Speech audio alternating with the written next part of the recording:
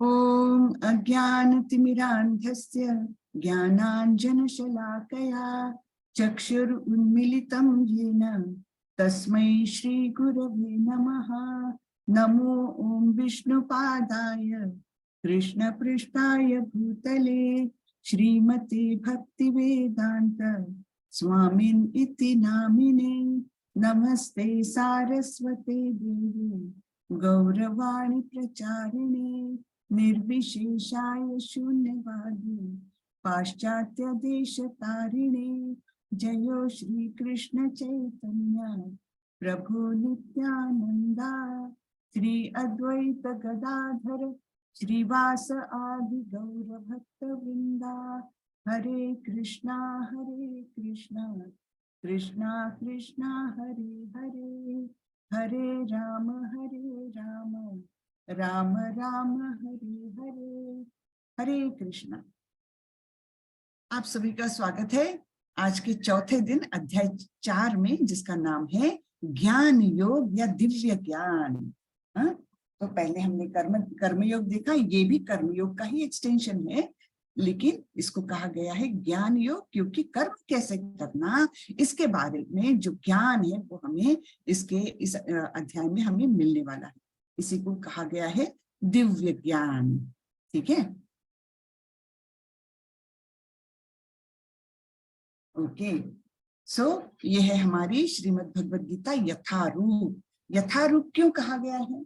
यथारूप इसलिए कहा गया है कि जैसे भगवान ने अर्जुन को उपदेश दिया, जो कुछ बातें बताई है उसका वैसे के वैसे गुरु परंपरा के अनुसार, गुरु शिष्य परंपरा के अनुसार ये ज्ञान आया हुआ है। और इसी को श्रीला प्रभुपाद ने श्रीमद् भगवद गीता यथारूप में हमें दिया है। ठीक है, तो केवल इसी के आधार पर ये सारे कोर्सेस हमारे चल रहे हैं। ठीक है, तो भगवद गीता का इतिहास इस अध्याय में हम देखने वाले हैं। तो क्या इतिहास है? क्या अर्जुन को जो बताई है करीबन 5000 साल पहले भगवद गीता बताई है कुरुक्षेत्र में, क्या वही उद्गम है? यानी वही पहली बार हुआ है कि भगवद गीता का ज्ञान भगवान ने किसी को दिया है? नहीं। तो इसके पहले भी किसी को ज्ञान दिया है भगवान ने। वो किसे दिया है और कब दिया है ये हम अभी जानते हैं। ठीक है, तो भगवद गीता का इतिहास ऐसा है। श्री भगवान उवाच इमं विवस्वते योगम प्रोक्तवानहम् अव्ययम् विवस्वान् मनवे प्राह मनुर्ईश्वाकवे ब्रवीत्।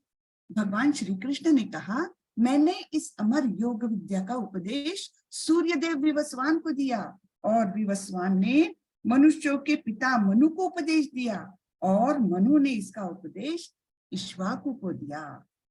ठीक है, मनु ने किसे दिया? इक्ष्वाकु को। तो 3 परंपराएं तो भगवान स्वयं ही बता गए। सबसे पहले उन्होंने सूर्य देव विवस्वान को दिया, यानी जब ज्ञान दिया है सूर्य देव बोल रहे हैं, यानी वो भी कोई पुरुष है, कोई आइडेंटिफाइबल एंटिटी है ना, कोई है व्यक्ति जो सूर्य देव है और उनका नाम विवस्वान है। तो जो हम लोग सोचते हैं कि सूर्य पर तो कोई जीव हो ही नहीं सकता, वो यहाँ पर वो मुद्दा यहाँ पर बिल्कुल खारिज हो जाता है ना। तो सूर्यदेव विवस्वान को भगवान ने ये उपदेश दिया था और विवस्वान ने मनु को, मनु यानी हमारे मानव जाति के जो ओरिजिन है, पहले पुरुष है, वो मनु कहलाते हैं। तो उनसे ही सारी मानव जाति आई हुई है। और फिर मनु ने इसका उपदेश किसको दिया? राजर्षियों को दिया, नहीं इक्ष्वाकु को दिया। सॉरी, इक्ष्वाकु कौन? इक्ष्वाकु यानी जो प्रभु रामचंद्र जी थे उनके ही कुल के पूर्वज है इक्ष्वाकु। ठीक है, उसके बाद क्या हुआ? तो यहाँ भगवान ने ऐसे यहाँ तक की परंपरा बता दी। ये देखिए, ये किसने किसने किसको दिया। सबसे पहले ऊपर दिख रहे हैं, भगवान दे रहे हैं सूर्यदेव विवस्वान को, विवस्वान ने मनु को दिया, मनु ने इक्ष्वाकु को दिया। इस प्रकार ये ज्ञान बढ़ता गया। ठीक है, फिर दूसरे श्लोक में भगवान क्या बोलते हैं? एवं परंपरा प्राप्तम इमं राजर्षयो विदुः सकाले नेह महता योगो नष्टः परंतप। इस प्रकार यह परम विज्ञान गुरु परंपरा द्वारा प्राप्त किया गया और राजर्षियों ने इसी विधि से इसे समझा। राजर्षि किसे कहते हैं? राजर्षि उन्हें कहते हैं जो राजा भी है और ऋषि भी है। यानी कैसे? यानी राजा के काम करते हैं, वो एक्टिविटी सारे करते हैं, राजा के सारे राजा के कर्तव्य करते हैं, लेकिन मानस उनका मन कैसा रहता है? मन उनका एकदम ऋषियों के जैसा रहता है, आसक्त नहीं रहता, एकदम विरक्ति से वो अपना कर्तव्य निभाते रहते हैं। मन में विरक्त है लेकिन एक्टिविटी में राजा है ना। तो इस प्रकार और ऋषि तुल्य उनका ज्ञान भी रहता है। तो इस प्रकार ये राजर्षि कहा जाता है। तो राजर्षियों ने इसी विधि से इसे समझा, किंतु कालक्रम में यह परंपरा छिन्न हो गई, अतः यह विज्ञान यथारूप में लुप्त हो गया लगता है ना। यथारूप में ये लुप्त हो गया, कुछ कुछ है छोटा मोटा ज्ञान बचा होगा, लेकिन वो यथारूप में जैसा होना चाहिए, जो परंपरा से ज्ञान आता है वो परंपरा जैसे छिन्न हो गई। ठीक है ना, ऐसे भगवान बोल रहे हैं। तो ये हमने दूसरा श्लोक देखा।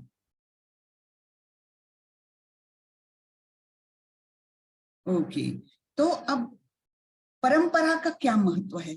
यहाँ पर ये राइट साइड में जो पिक्चर है ना, यहाँ पर हम देखते हैं देखो, श्री कृष्ण ने ब्रह्मा जी को ज्ञान दिया, ब्रह्मा जी ने नारद मुनि को दिया, और फिर ऐसे ही चलते चलते फिर ये सारे आचार्य लोग इसी परंपरा से आए, और यहाँ पर प्रभुपाद जी दिख रहे हैं। प्रभुपाद जी ने किताब रूप में और अपने शिष्यों को भी यही ज्ञान उन्होंने आगे बढ़ाया है। तो अटूट परंपरा ये यहाँ तक रही है, प्रभुपाद जी तक ये परंपरा बिल्कुल अटूट श्रृंखला से आई हुई है, गुरु शिष्य परंपरा। अब ये परंपराएं जो है, भगवान ने 4 लोगों को ये ज्ञान दिया है, 4 परंपराएं बनी है। ठीक है, तो कौन सी? एक तो है, पहले उन्होंने ज्ञान दिया ब्रह्मा जी को, फिर उन्होंने ज्ञान दिया लक्ष्मी जी को, शिव जी को भी दिया, और जो 4 कुमार है ना, जो ब्रह्मा जी के 4 पुत्र, तो उनको 4 कुमार बोलते हैं, तो ये चतुष कुमार बोलते हैं। तो इन लोगों को ज्ञान दिया, और फिर ये अलग अलग परंपराएं आगे बढ़ी। तो हर परंपरा में जो प्रमुख आचार्य हुए हैं, उनके नाम पर ये परंपराएं चली है। जैसे ब्रह्म परंपरा में माधवाचार्य एक महान आचार्य होते गए, तो इसे ब्रह्म माधव गौड़ीय परंपरा बोलते हैं। ठीक है, तो और दूसरी जो है ये श्री लक्ष्मी जी की परंपरा, इसमें रामानुजाचार्य एक महान आचार्य होके गए, तो ये श्री परंपरा कहा जाता है। फिर ये शिव जी को जो ज्ञान दिया, उस परंपरा में विष्णु स्वामी प्रमुख आचार्य रहे हैं, तो इसे रुद्र परंपरा कहते हैं, या विष्णु स्वामी परंपरा भी कहते हैं। और ये 4 कुमारों वाली जो परंपरा है, इसमें निम्बार्काचार्य जो है वो एक प्रमुख आचार्य थे, तो उनके नाम से ही ये परंपरा चलती है। तो इन चारों परंपराओं में जो प्रमुख आचार्य है और जो गुरु शिष्य परंपरा से आगे तक जिन्होंने ज्ञान लेकर गए हैं, तो ये सारी कैसी परंपराएं हैं? ये ऑथेंटिक परंपराएं हैं। हाँ, तो इनसे ज्ञान प्राप्त करना, इन चारों में से किसी भी परंपरा से हम जुड़ जाएं, तो इससे जो ज्ञान प्राप्त होगा वो हमें शुद्ध ज्ञान मिलेगा। तो हम कौन सी परंपरा से जुड़े हुए हैं? ब्रह्मा जीवन, माधवाचार्य जी।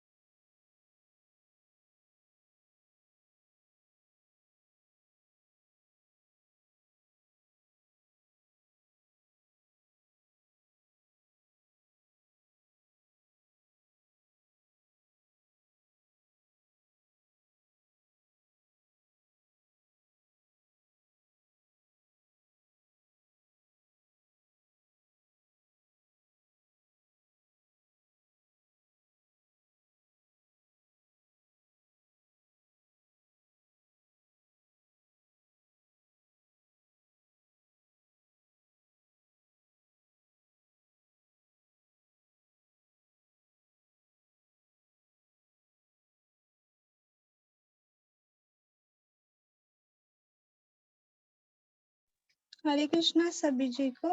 माता जी का नेटवर्क प्रॉब्लम हो गया है, माता जी रिज्वाइन करेंगी, वेट करें।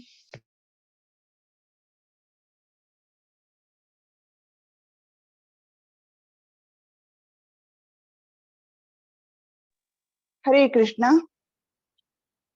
आवाज आ हरे रही है आप कृष्ण लोग? माता जी। हाँ वो माता मेरा जी, आ रही है। नेट, लैपटॉप का नेट चला गया अभी, ओके गोल गोल मैम। घूम रहा है। खैर तब तक मैं ये बातें करती हूँ। ओके हरे माता जी। कृष्ण। हाँ,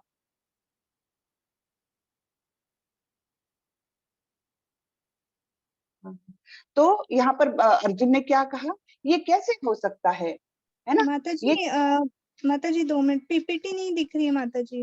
हाँ पीपीटी नहीं दिख रही ना, 1 मिनट में हाँ। फिर से लॉगिन हो रही हूँ लैपटॉप से, तब तक नहीं दिखेगी, मैं कोशिश में हूँ।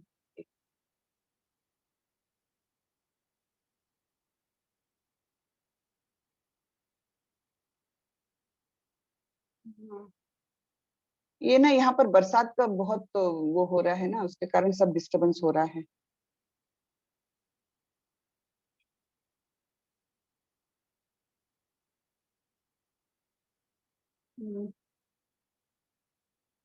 हरे कृष्णा।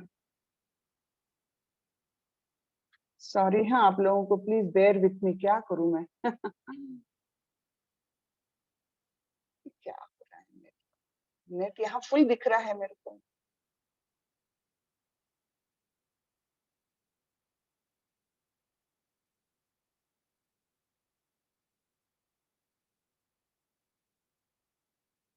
सो अर्जुन को समस्या आई कि आप तो बोल रहे हो कि मैंने सूर्य देव विवस्वान को दिया ये ज्ञान, लेकिन आप तो मेरे साथी, मेरे समवयस्क है, हम दोनों की आयु तो एक जैसी है, हम लोगों का जन्म तो ये कौन से द्वापर युग में हुआ है, तो फिर आपने कैसे क्या ज्ञान दिया होगा, इसके बारे में मुझे बताएं।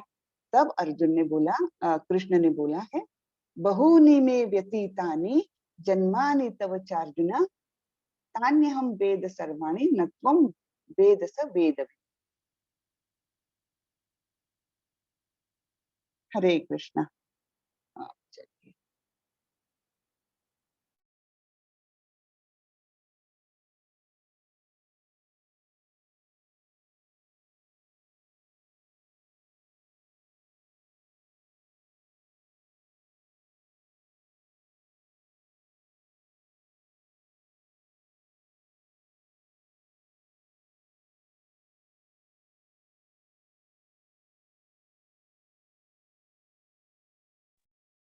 हरे कृष्ण।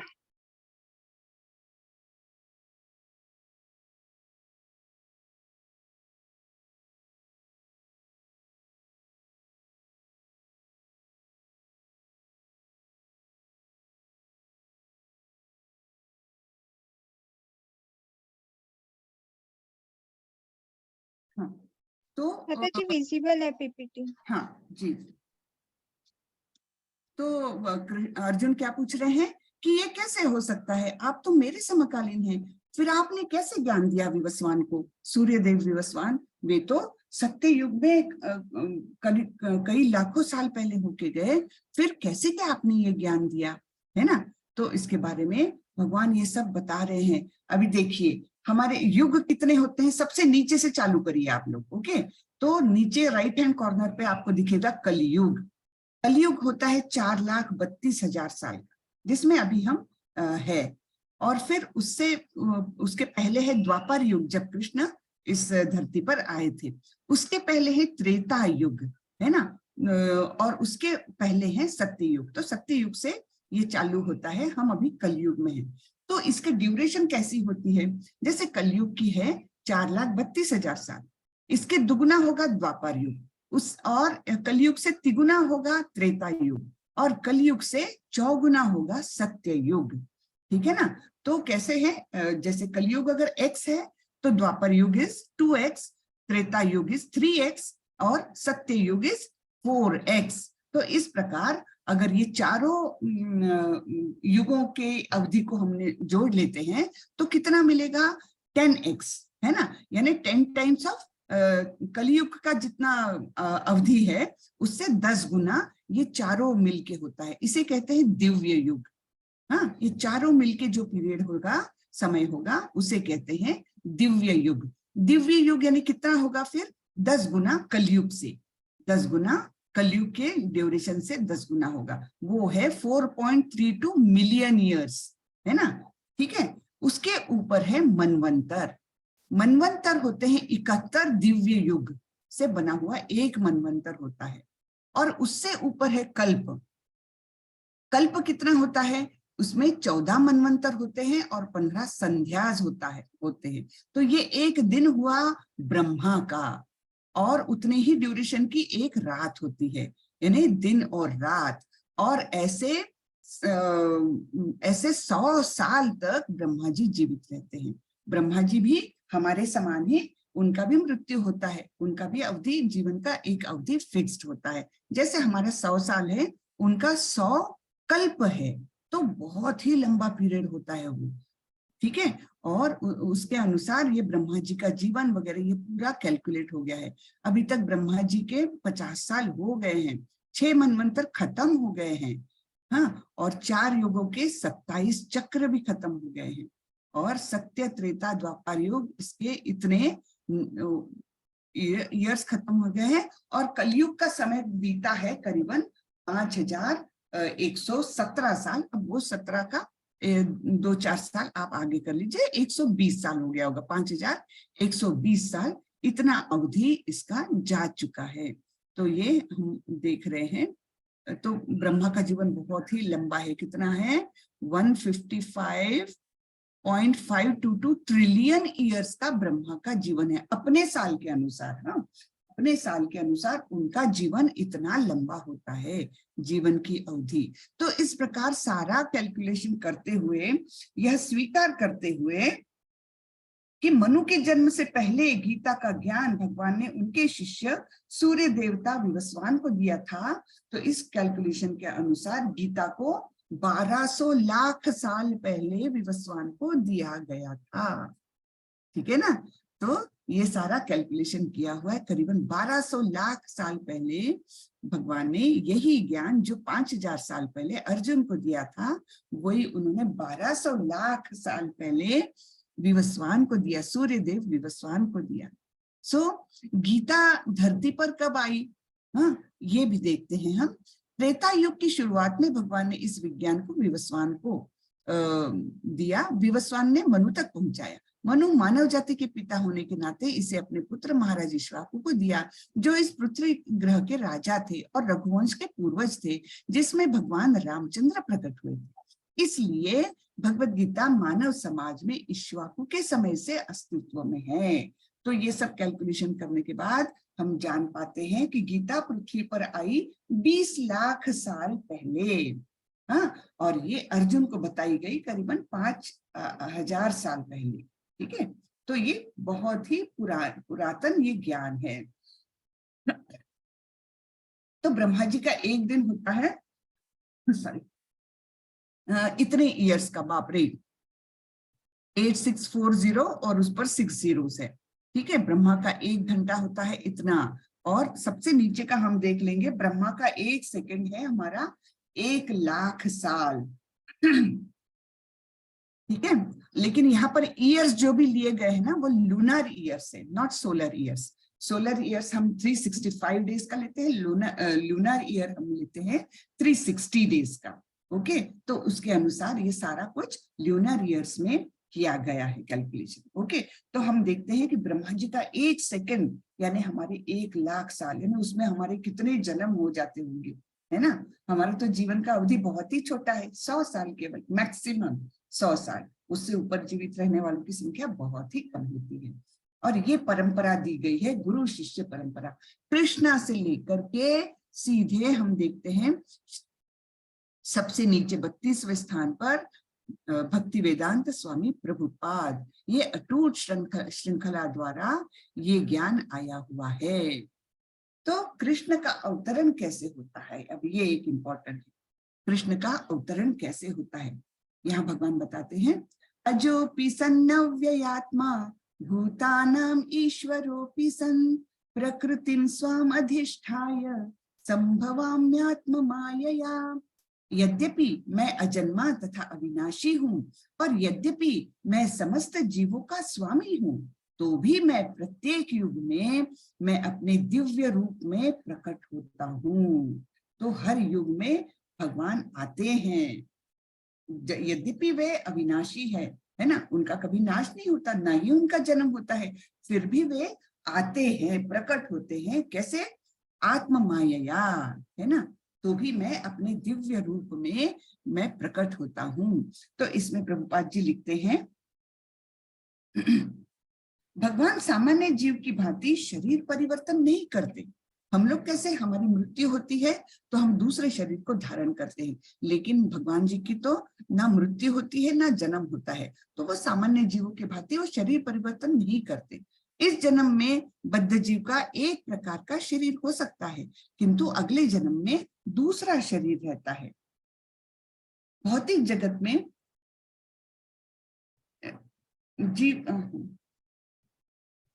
भौतिक जगत में जीव का कोई स्थायी शरीर नहीं है, अपितु वह एक शरीर से दूसरे में देहांतरण करता रहता है। किंतु भगवान ऐसा नहीं करते। जब भी वे प्रकट होते हैं तो अपनी अंतरंगा शक्ति से वे अपने उसी आद्य शरीर में प्रकट होते हैं। दूसरे शब्दों में श्री कृष्ण इस जगत में अपने आदि शाश्वत स्वरूप में दो भुजाओं में बांसुरी धारण किए अवतरित होते हैं। यद्यपि वे अपने उसी दिव्य शरीर में प्रकट होते हैं और ब्रह्मांड के स्वामी होते हैं, तो भी ऐसा लगता है कि वे सामान्य जीव की भांति प्रकट हो रहे हैं।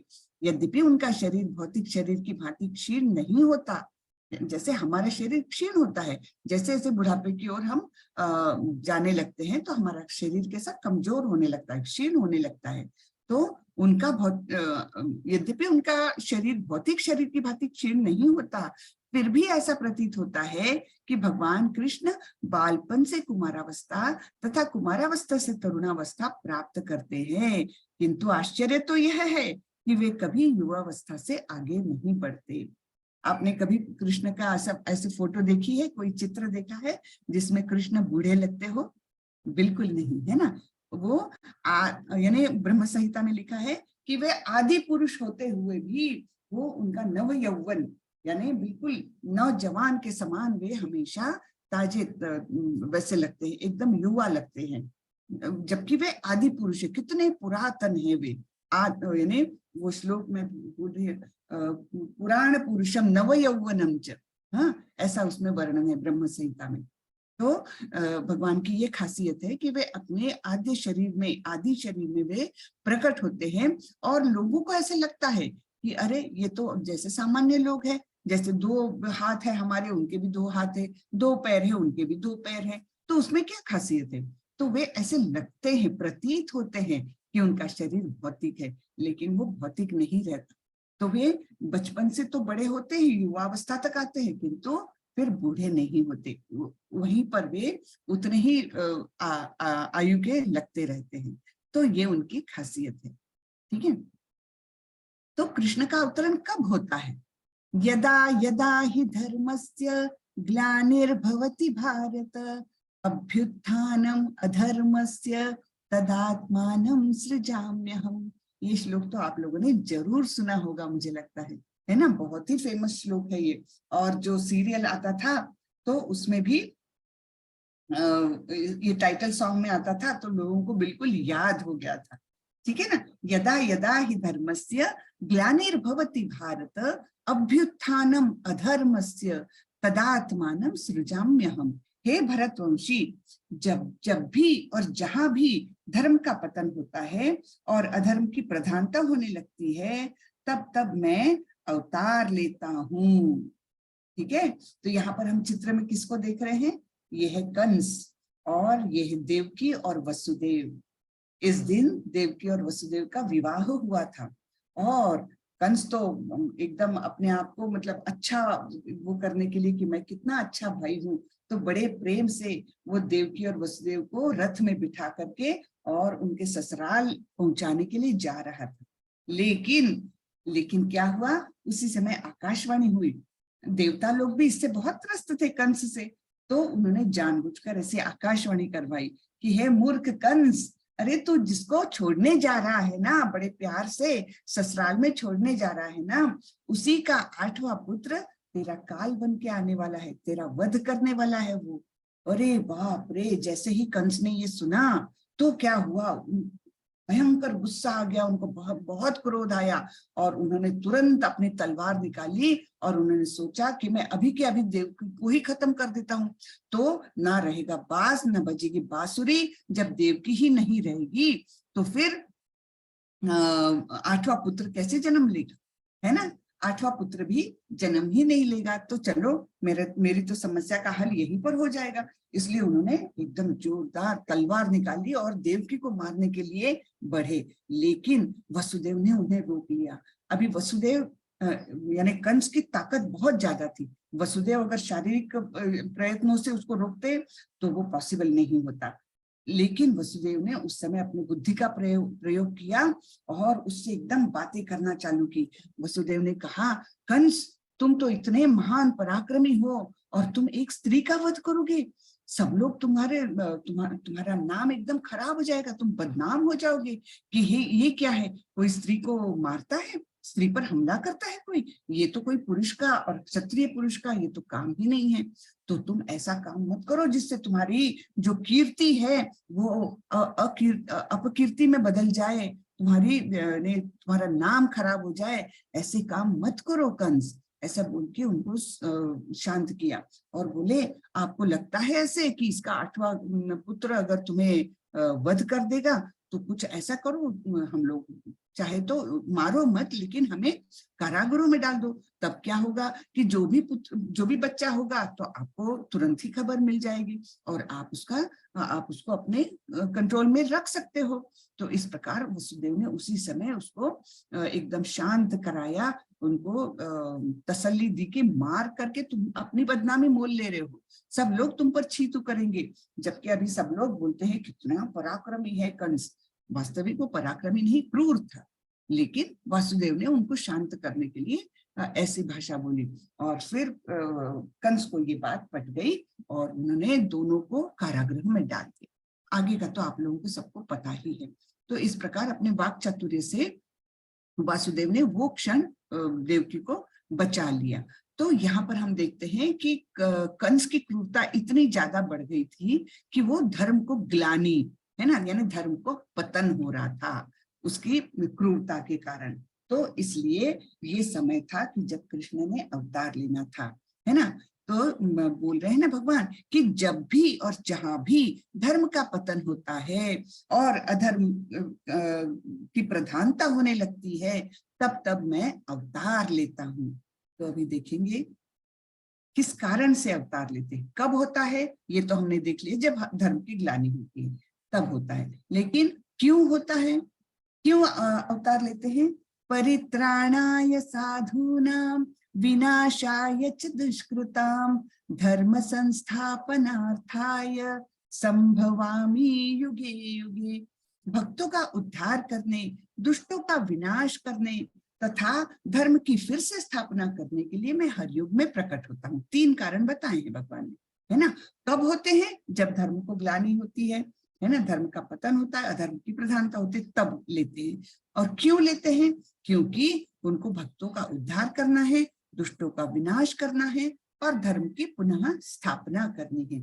इन कारणों से भगवान अवतार लेते हैं। अब आप बोलोगे भगवान तो इतने पावरफुल है, तो ये दुष्टों को विनाश वगैरह करने के लिए अपने किसी को बोलते क्यों नहीं है? उनके पास तो इतनी देवता लोगों की फौज है और देवता लोगों के पास और दूसरी फौजें हैं, तो भाई और किसी को भेज करके दुष्टों का विनाश क्यों नहीं करवाते? बिल्कुल करवा सकते हैं भगवान, लेकिन वो मेनली आते हैं भक्तों के लिए, नहीं तो उनको अवतार लेने की भी जरूरत नहीं, वो तो किसी को भी भेज सकते हैं और दुष्टों का संहार कर सकते हैं। लेकिन भक्तों से भगवान बहुत प्रेम करते हैं और भक्तों को प्रसन्न करने के लिए, भक्तों के प्रेम को रेसिप्रोकेट करने के लिए भगवान स्वयं आते हैं। नहीं तो किसी को मारना वरना तो उनके तो बाएं उंगली की भी जरूरत नहीं है ना।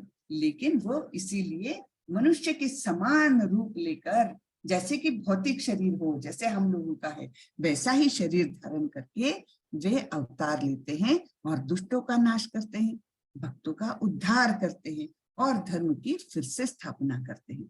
इस कारण से वे अवतार लेते हैं। सो यहाँ तात्पर्य प्रभुपाद जी लिखते हैं, भगवान के ऐसे अनेक अनुचर हैं जो असुरों का संहार करने में सक्षम है। ठीक है ना, मार सकते हैं, कितने सारे हैं उनके असिस्टेंट्स। किंतु भगवान तो अपने उन निष्काम भक्तों को तुष्ट करने के लिए विशेष रूप से अवतार लेते हैं जो असुरों द्वारा निरंतर तंग किए जाते हैं। असुर भक्त को तंग करता है, भले ही वह उसका सगा संबंधी ही क्यों न हो। यद्यपि प्रहलाद महाराज हिरण्यकशिपु के पुत्र थे, किंतु तो भी वे अपने पिता द्वारा उत्पीड़ित थे। आप लोगों को प्रहलाद महाराज की कथा याद पता है क्या? प्रहलाद महाराज जब माँ के गर्भ में ही थे, तभी नारद मुनि ने उनकी माता को भागवत पूरा सुनाया था, और प्रहलाद महाराज ने गर्भ में रहते रहते ही पूरा भागवत सुना था। तो जैसे ही प्रहलाद महाराज का जन्म हुआ, तभी से वे विष्णु भक्त थे, कृष्ण भक्त थे। लेकिन जन्म हुआ उनका असुर कुल में, जहां पर हिरण्यकशिपु उनके पिता जो बहुत ही ताकत वाले थे, इतने ज्यादा ताकत वाले थे, कहते हैं कि उनकी एक भ्रुकुटी भी तन गई ना तो देवता लोग भी थर थर कांपने लगते थे। अरे बाप रे, अब ये कौन सा अत्याचार करेगा। हाँ, बहुत देवताओं को भी बहुत प्रताड़ित करते थे, अत्यंत शक्तिशाली थे। और वे उसी का अहंकार इतना हो गया था हिरण्यकशिपु को कि वो कहते थे विष्णु वगैरह कोई नहीं, सभी लोग मेरी ही पूजा करेंगे, मेरे ही नाम का जप करेंगे, बाकी भगवान को कोई नहीं मानेगा। और सारे असुर प्रजा उनकी वैसे ही करती थी। किंतु उनका खुद का पुत्र जो प्रहलाद जन्म से ही विष्णु के भक्त हुए, बचपन से ही, तो वे हमेशा विष्णु का नाम जपते थे, विष्णु की कथाएं सुनते थे, विष्णु की कथाएं बताते थे। तो इस प्रकार उनका आचरण था। तो हिरण्यकशिपु उनको बहुत भयंकर तरीके से प्रताड़ित करता। तो वहां पर जब नरसिंह देव ने अवतार लिया, उनको जरूरत नहीं थी आने की, वो तो किसी और को भी भेज के उनको मतलब हिरण्यकशिपु को खत्म कर सकते थे। लेकिन प्रहलाद महाराज को संतुष्ट करने के लिए, उनको प्रसन्न कर मतलब आनंद देने के लिए वे स्वयं नरसिंह के अवतार में आए, और उसी खंबे में आए जहां पर प्रहलाद महाराज ने बोला था। यानी उनके पिता ने पूछा था, क्या इस खंबे में भी है तुम्हारे विष्णु? तो प्रहलाद ने बोला था, हाँ, इस खंबे में भी है मेरे विष्णु। और तब हिरण्यकशिपु ने खंबे को पैर मारकर जोर से प्रहार करके उस खंबे को तोड़ दिया, और अंदर से नरसिंह देव बाहर निकले, है ना। तो अद्भुत ये कथा है, और ये तो बहुत सुनने में अच्छी लगती है। ठीक है, तो क्यों आते हैं भगवान? अपने भक्तों को भी तुष्ट करने के लिए। तो ये उनका एक महत्वपूर्ण कारण है, नहीं तो उनको आने की भी जरूरत नहीं है, लेकिन वे अपने भक्तों को तुष्ट करने के लिए आते हैं। यद्यपि प्रहलाद महाराज हिरण्यकशिपु के पुत्र थे, किंतु तो भी वे अपने पिता द्वारा उत्पीड़ित थे। इसी प्रकार कृष्ण की माता देवकी यद्यपि कंस की बहन थी, किंतु उन्हें तथा उनके पति वासुदेव को इसलिए दंडित किया गया था क्योंकि उनसे कृष्ण को जन्म लेना था। अतः भगवान कृष्ण मुख्यतः देवकी के उद्धार करने के लिए प्रकट हुए थे, कंस को मारने के लिए नहीं। ये तो सेकेंडरी काम था उनका, कंस को मार दिया। लेकिन पहला प्राइमरी काम क्या था उनका, कि देवकी का उद्धार करने के लिए वे आए। किंतु ये दोनों कार्य एक साथ संपन्न हो गए। अतः यह कहा जाता है कि भगवान भक्त का उद्धार करने तथा दुष्ट असुरों का संहार करने के लिए विभिन्न अवतार लेते हैं। ठीक है, तो परित्राणाय साधूनां विनाशाय च दुष्कृतां धर्म संस्थापनार्थाय संभवामि युगे युगे। ठीक है, तो कृष्ण को जानने का क्या लाभ है? हाँ, ये भी अभी इस श्लोक में बता रहे, 9वें श्लोक में भगवान बता रहे हैं, जन्म कर्म च मे दिव्यम एवं यो वेत्ति तत्वतः त्यक्त्वा देहं पुनर्जन्म नैति मामेति सोऽर्जुन। हे अर्जुन, जो मेरे आविर्भाव तथा कर्मों की दिव्य प्रकृति को जानता है, वह इस शरीर को छोड़ने पर इस भौतिक संसार में पुनः जन्म नहीं लेता, अपितु मेरे सनातन धाम को प्राप्त होता है। तो भगवान की जो लीलाएं हैं, है ना, बहुत सारी लीलाएं होती है भगवान की, और उनके काम होते हैं, कर्म करते हैं वो, तो उनकी दिव्यता को जो जान पाता है, वो कैसी लीलाएं की, कैसी अद्भुत लीलाएं हैं। कोई सामान्य बच्चे की, सामान्य व्यक्ति की लीलाएं नहीं है, वो भगवान की लीलाएं हैं। तो उसमें जो रुचि लेकर के और उसको जानता है ना, उनकी लीलाओं को जानता है, तो वो असली में भक्त हो जाता है और फिर वो इस शरीर को, भौतिक शरीर को छोड़ने के बाद फिर से जन्म नहीं लेता, बल्कि वो जाता है भगवान के धाम। भगवान के धाम को वो प्राप्त करता है। जैसे यहाँ पर ये लीला चल रही है ना, ये यशोदा मैया कृष्ण जी को काहे से बांध रही है? ओखली से बांध रही है। इस लीला को कहा जाता है दामोदर लीला। दामोदर यानी क्या? दाम यानी रस्सी और उदर यानी पेट, तो दामोदर है ना। तो उनके पेट को रस्सी से बांध रही है ओखली के साथ। ये क्यों किया था आप लोगों को पता ही होगा वैसे तो, लेकिन शॉर्ट में मैं बता देती हूँ। इन्होंने क्या हुआ कि एक बार यशोदा मैया इनको गोदी में लेकर बैठी थी, लेकिन उसी समय मैया को याद आया कि अरे अंदर तो मैंने चूल्हे पर दूध रखा है, तो दूध कहीं उभर ना जाए। इस डर से इन्होंने कान्हा जी को नीचे रखा जमीन पर और दौड़ के गई दूध उभरने से बचाने के लिए। और ये जब हुआ तब कान्हा जी को बहुत गुस्सा आया कि मुझे गोदी से उतार कर और मुझे नीचे रख के मैया दूसरा काम करने गई है। तो उन्होंने क्या किया कि गुस्से में वहां पर जो मक्खन की मटकी थी उसको फोड़ा और मक्खन खाया। इतना ही नहीं, अंदर भी कमरे में गए और उन्होंने ऊपर जो बहुत सारी मटके रखे थे उनको भी फोड़ा और खूब सारा मक्खन खुद भी खाया। अपने वहां पर बंदर आ गए थे, उन बंदरों को भी खूब पेट भर के खिलाया। उनके कुछ दोस्त आए थे उनको भी खिलाया। इस तरीके से पूरा मक्खन तहस नहस कर दिया। उतने में आ गई मैया। तो फिर क्या हुआ, यशोदा मैया ने देखा, अरे बाप रे इतना उत्पात मचा लिया है। उनको बहुत गुस्सा आया, बोली तुमको आज तो मैं अच्छी शिक्षा देकर ही रहूंगी। हाँ, तो फिर मैया आगे मैया उनके पीछे पीछे एकदम दौड़ने लग गई, लेकिन कन्हैया जी आगे आगे दौड़ रहे थे। फिर बड़ी मुश्किल से जब यशोदा मैया थक गई दिखा, तब फिर कन्हैया ने उनको पकड़ने दिया, उनके पकड़ में आ गए और फिर मैया ने उनको इस ओखली से बांधा। इस ओखली से बांधते समय भी कन्हैया ने बहुत लीला की। क्या कि जितनी भी बड़ी रस्सी लाओ, लेकिन वो 2 उंगली से छोटी पड़ रही थी। फिर उसको गठान बांध के दूसरी और लंबी रस्सी कर लेती मैया, वो भी 2 उंगली से छोटी पड़ी। बहुत थक गई मैया, हाँ ये कर करके थक गई। तब जब थक गई तब कन्हैया ने ऐसे उनको, अरे मैया इस तरह से बांधो, ऐसे करके खुद को बांधने दिया। और उसके बाद जो 2 वृक्ष थे उनके आंगन में, तो उनका वो थे एक्चुअली नल कुबेर और मणिग्रीव नाम के 2 कुबेर के पुत्र थे वे। तो उनको श्राप मिला था और वे वृक्ष बनके वहां खड़े थे। ठीक है, तो उन वृक्षों के बीच से जाकर के उन्होंने दोनों वृक्ष को धड़ाम से गिराया और उनमें से वे नल कुबेर और मणिग्रीव निकल के उनका भी उद्धार कर दिया था। तो ये थी दामोदर लीला। तो इस प्रकार की जो लीलाओं को जानते हैं, वास्तविकता जानते हैं, ये कोई सामान्य बालक नहीं है, तो इनकी लीलाएं भी बड़ी ही अद्भुत है। और जितनी भी बार सुनो उतनी बार वो अद्भुत लगती है, अपने मन को प्रसन्नता देती है। तो जो उनकी लीलाओं को, दिव्य प्रकृति को जानता है, तो उसको फिर से इस धरती पर नहीं आना पड़ता, वो भगवान के धाम जाता है। तो कृष्ण और हमारे बीच में अंतर क्या है? कृष्ण का स्वरूप आध्यात्मिक है और हमारा स्वरूप कैसा है? अस्थायी है। यानी कृष्ण का शरीर जैसा है वैसा ही हमेशा रहता है, ना उनका जन्म होता है, ना मृत्यु होती है, और ना उनको बुढ़ापा आता है, तो वो स्थिर रहते हैं। लेकिन हम कैसे? हमारा तो शरीर भी बदलता रहता है, और जब शरीर छोड़ देते हैं तब नया कोई तो भी शरीर हमें धारण करना पड़ता है। और 84 लाख योनियों में से कोई एक शरीर हमें मिलता है। 84 लाख योनियों में हमें भटकना पड़ता है।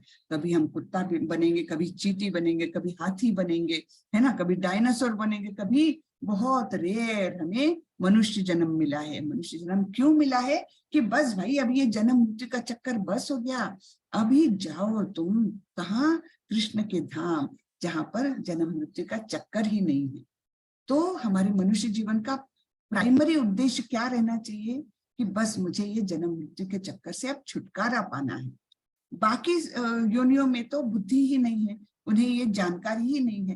केवल मनुष्य जन्म में ये जानकारी है कि हमें ये टेम्पररी जीवन नहीं जीना है। बार बार जन्म, बार बार मृत्यु, बार बार जन्म, पुनरपि जननम पुनरपि मरणम, हाँ, पुनरपि जननी जठरे शयनम, कितनी बार ये होगा, है ना। अब इससे छुटकारा पाना है। तो ये मनुष्य जन्म का हमारा प्राइमरी उद्देश्य रहना चाहिए। तो हमारा स्वरूप कैसा है? अस्थायी है, और हम माया द्वारा नियंत्रित होते हैं, बल्कि जबकि कृष्ण है माया के नियंत्रक। कृष्ण है माया के नियंत्रक और हम हैं माया के नियंत्रण में। फिर आगे बोलते हैं भगवान, ये यथा माम प्रपद्यन्ते तांस्तथैव भजाम्यहम मम वर्त्मानुवर्तन्ते मनुष्यः पार्थ सर्वशः। जिस भाव से सारे लोग मेरी शरण ग्रहण करते हैं, उसी के अनुरूप मैं उन्हें फल देता हूँ। हे पार्थ, प्रत्येक व्यक्ति सभी प्रकार से मेरे पथ का अनुगमन करते हैं। तो यहाँ पर देखिए, ये छोटा सा नन्हा सा बछड़ा जो है, गाय का बछड़ा, एकदम शांत भाव से भगवान के चरणों के समीप है, यानी एक प्रकार से शरण गया है एकदम शांत भाव से। तो जिस भाव से जो उनकी शरण में जाता है, उनके पास जाता है, भगवान उसी भाव से उन्हें रेसिप्रोकेट करते हैं। देखिए फिर भगवान क्या कर रहे हैं, उसको उतने ही प्रेम से गले लगा रहे हैं। तो जिस भाव से हम भगवान के पास जाएंगे, उसी भाव से भगवान हमें रेसिप्रोकेट करेंगे। ठीक है, हम मित्र बन के जाएंगे तो वो हमें मित्रता देंगे। हम उनके माँ या पिताजी बन के जाएंगे कि हम वात्सल्य रूप से उन पर प्रेम कर रहे हैं, है ना, वात्सल्य से प्रेम कर रहे हैं, तो वो भी वात्सल्य से हमें रेसिप्रोकेट करेंगे, उसी प्रकार से रेसिप्रोकेट करेंगे। ठीक है, तो तात्पर्य में प्रभुपाद बोलते हैं, कोई एक भक्त कृष्ण को परम स्वामी के रूप में चाह सकता है, दूसरे अपने सखा के रूप में, तीसरा अपने पुत्र के रूप में, और चौथा अपने प्रेमी के रूप में भी चाह सकता है। कृष्ण सभी भक्तों को समान रूप से उनके प्रेम की प्रगाढ़ता के अनुसार फल देते हैं। ठीक है, ये यथा माम प्रपद्यन्ते, जो जिस भाव से उनको शरण जाता है, वैसे ही वे हमें फल देते हैं, है ना, रिस्पॉन्ड करते हैं। यहाँ पर देखिए, बलराम उनके प्रेम से पैर दबा रहे हैं, है ना, बलराम जी पैर दबा रहे हैं, जबकि बलराम जी बड़े भाई है, लेकिन वे पैर दबा रहे हैं। तो फिर आगे जाकर के कृष्ण भी अपने भाई के पैर दबा रहे हैं। तो ये यथा माम प्रपद्यन्ते तांस्तथैव भजाम्यहम्। ठीक है, तो आगे बोलते हैं भगवान, इस संसार में मनुष्य सकाम कर्मों में सिद्धि चाहते हैं। सकाम कर्म यानी कैसे, मैंने बताया था, कोई इच्छा से, कोई फल प्राप्ति की इच्छा से किए हुए कर्म सकाम कर्म कहलाते हैं। तो सकाम कर्मों में वे सिद्धि चाहते हैं, फल स्वरूप वे देवताओं की पूजा करते हैं, है ना। भगवान कोई देवता के पास जाते कि अरे मेरी शादी करा दो, अरे मुझे जरा अच्छा वर मिल जाए, भगवान मुझे नौकरी अच्छी लगा दे, कोई ना कोई इच्छा लेकर देवताओं के पास जाते हैं। हाँ, तो निस्संदेह इस संसार में मनुष्य को सकाम कर्म का फल शीघ्र प्राप्त होता है। तो हम देखते हैं कि हाँ, अरे इसने देखो वो 11 उपवास किए थे, तो देखो बराबर उसको नौकरी मिल गई। इस प्रकार से बातें होती है, अपने समाज में बहुत होती है। तो क्या होता है कि इस प्रकार मनुष्य को सकाम कर्म का फल शीघ्र मिलता है, लेकिन ये फल देता कौन है, ये कोई नहीं जानता। ये फल देने वाले कृष्ण है, क्योंकि देवता अपने मन से कुछ नहीं कर सकते, उनको यानी कृष्ण के आदेश पर ही उनका चलता है सब कुछ। ठीक है, तो तात्पर्य में प्रभुपाद जी बोलते हैं, इस जगत के देवताओं के विषय में भ्रांत धारणा है, और विद्वत्ता का दंभ करने वाले अल्पज्ञ मनुष्य इन देवताओं को परमेश्वर के विभिन्न रूप मान बैठते हैं। वस्तुतः ये देवता ईश्वर के विभिन्न रूप नहीं होते, किंतु वे ईश्वर के विभिन्न अंश होते हैं। अंश होना और विभिन्न रूप होना अलग बात होती है। तो देवता कौन है, वे भगवान के विभिन्न अंश है। ईश्वर तो एक है, किंतु अंश अनेक है। ईश्वर एक है, ईश्वर परम कृष्ण। ब्रह्म संहिता में ये शुरुआत में ही लिखा गया है, ईश्वर परम कृष्ण सच्चिदानंद विग्रह अनादिर आदिर गोविंद सर्व कारण कारण, यानी सभी कारणों के कारण जो है। हाँ, और जो परम ईश्वर है वे ईश्वर परम कृष्ण, वो कृष्ण है। ये ब्रह्म संहिता में लिखा गया है। तो भगवान एक ही है, ईश्वर एक ही है, बाकी सारी देवी देवता उनके अंश है। तो अंश कभी अपने आप में काम कर सकेगा क्या? जैसे मेरा हाथ है, ये मेरे शरीर का एक अंश है, तो ये अंश अपने आप में काम कर सकेगा क्या? जब तक मेरे दिमाग से, यहाँ से ब्रेन, इच्छा निर्माण होगी मन में, फिर ब्रेन को आदेश जाएगा और ब्रेन इसे काम करने का आदेश देगा, तब तक ये अपने आप से काम नहीं करेगा, है ना? तो इसी प्रकार देवी देवता भी भगवान के अंश है और वे अपने आप में काम नहीं करेंगे, वे आदेश के अनुसार ही काम करेंगे। अब ये एक बहुत ही इंपॉर्टेंट श्लोक है। चातुर्वर्ण्यम मया सृष्टम गुणकर्म विभागशः तस्य कर्तारमपि मां विद्य कर्तारमव्ययम्। प्रकृति के तीनों गुणों और उनसे संबंध कर्म के अनुसार मेरे द्वारा मानव समाज के 4 विभाग रचे गए हैं। यद्यपि मैं इस व्यवस्था का सृष्टा हूँ, किंतु तुम यह जान लो कि मैं इतने पर भी अव्यय अकर्ता हूँ। हाँ, तो ये पार्ट तो हम अलग करेंगे। पहला पार्ट हम देखते हैं कि समाज के जो 4 विभाजन किए हैं, कौन से? ब्राह्मण, क्षत्रिय, वैश्य और शूद्र। इस प्रकार का चातुर्वर्ण्य 4 वर्ण भगवान ने बनाए हैं, ये भगवान ने बनाए हैं, ठीक है? तो ये किसके अनुसार बनाए हैं? गुण और कर्म के अनुसार। हाँ, उस व्यक्ति में अगर पढ़ाई लिखाई में उसको पठन पाठन में रुचि है तो वो ब्राह्मण कहलाना चाहिए, है ना? जिसको युद्ध करने में या लोगों का प्रोटेक्शन करने में रुचि है तो उसको क्षत्रिय कहना चाहिए। जिसको खेती करने में या पशुपालन में रुचि है तो उसे वैश्य कहना चाहिए। और ये तीनों वर्गों में जो नहीं आए उसे शूद्र कहना चाहिए, जो ये ऊपर के तीनों वर्णों की सेवा करता है, ठीक है? तो ये कैसा विभाजन किया है? गुण और कर्म के अनुसार। अभी क्या हो रहा है हमारे समझ में? ब्राह्मण का बेटा ब्राह्मण, क्षत्रिय का बेटा क्षत्रिय, यानी जैसे वंश परंपरा से एक ही वर्ण यहाँ पर स्थापित होता है। लेकिन एक्चुअली भगवान ने वैसा नहीं कहा है। गीता में इतना स्पष्ट दिया है, लेकिन हमारे समाज में हम इसका एकदम ही खराब रूप देखते हैं और जिसके कारण कलह मचा रहता है, ठीक है ना? तो भगवान ने स्पष्ट रूप से कहा है कि प्रकृति के तीनों गुणों और उनसे संबंध कर्म के अनुसार मेरे द्वारा मानव समाज के 4 विभाग रचे गए हैं। यद्यपि मैं इस व्यवस्था का सृष्टा हूँ, यानी ये व्यवस्था मैंने ही बनाई है, फिर भी मैं इससे ऊपर हूँ, मैं अव्यय हूँ यानी अविनाशी हूँ और अकर्ता हूँ, कि मैं ये कर्म करने वाला नहीं, मैं उससे अछूता हूँ, ऐसे भगवान बोल रहे हैं। न माम कर्माणि लिम्पन्ति न मे कर्म फले स्पृहा इति माम योऽभिजानाति कर्मभिर्न स बध्यते। मुझ पर किसी कर्म का प्रभाव नहीं पड़ता, नहीं मैं कर्म फल की कामना करता हूँ। जो मेरे संबंध में इस सत्य को जानता है वह कभी भी कर्मों के पाश में नहीं बंधता, ठीक है ना? तो भगवान सारे ही कर्मों से ऊपर है, सारे ही कर्मों से परे हैं। तो कोई भी कर्म कर ले, उनके लिए, हमारे लिए ये अच्छा कर्म, ये बुरा कर्म, ये आध्यात्मिक कर्म हमारे लिए है, लेकिन भगवान इन सबसे परे हैं। उन पर कोई भी कर्म का प्रभाव नहीं पड़ता, वो कुछ भी कर सकते हैं। क्योंकि जैसे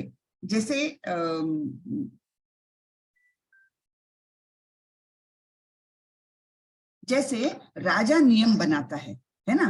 राजा सारे नियम बनाता है, वो प्रजा के लिए होते हैं, लेकिन राजा उससे ऊपर है, राजा के लिए नियम नहीं रहते हैं। उसी प्रकार यहाँ पर हम देखते हैं कि भगवान बोलते हैं कि सारे कर्म मैं कर सकता हूँ, मैं कुछ भी कर सकता हूँ और कोई भी कर्म का मुझ पर प्रभाव नहीं पड़ता, नहीं मैं कर्म फल की कामना करता हूँ।